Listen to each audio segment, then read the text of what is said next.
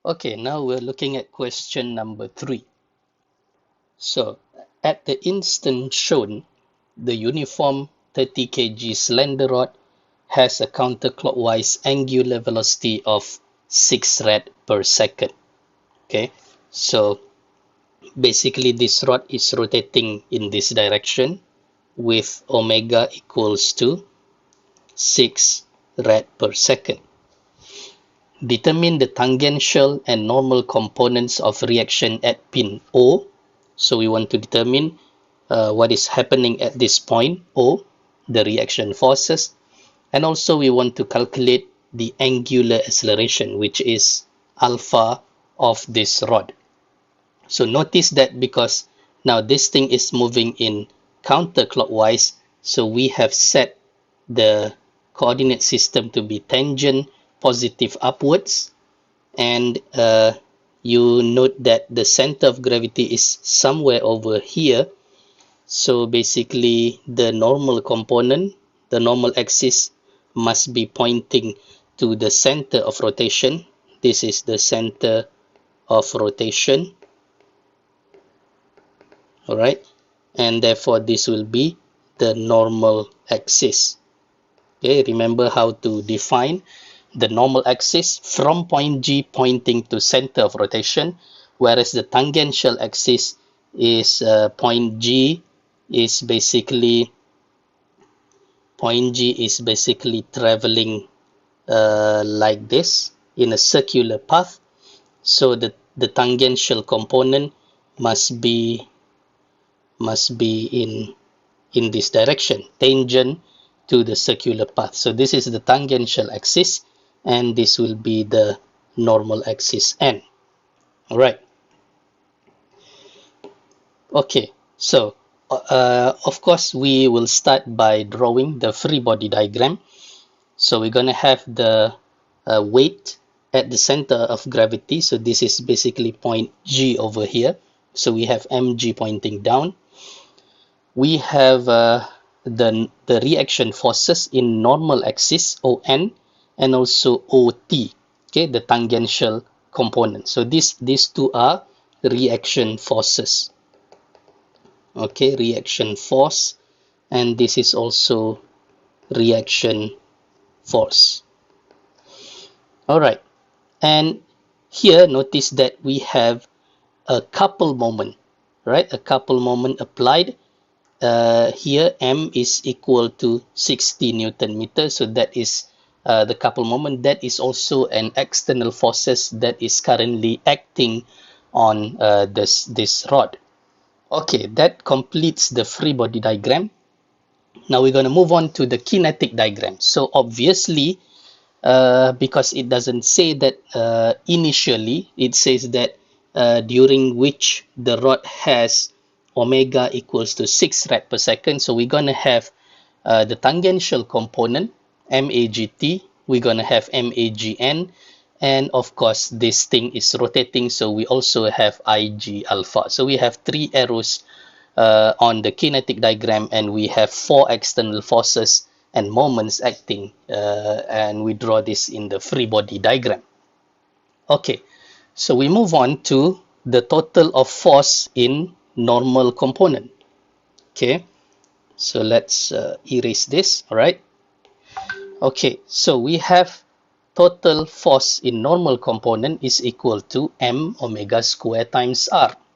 Okay, so we see on the left hand side, we have only one force in normal axis, which is ON. So we write in ON is equal to m omega square r. M is given 30 kg. Omega is also given 6, so you put in 6 square. And r here, r is the distance from point G to the center of rotation. Okay, so I'm going to erase this, and we're going to put in r is basically the distance from this to this. This is point G to the center of rotation. So that is basically r.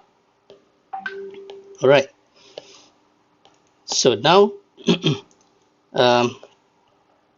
So when we have this, we already have the first answer to this question, that is On is equal to 162 Newton.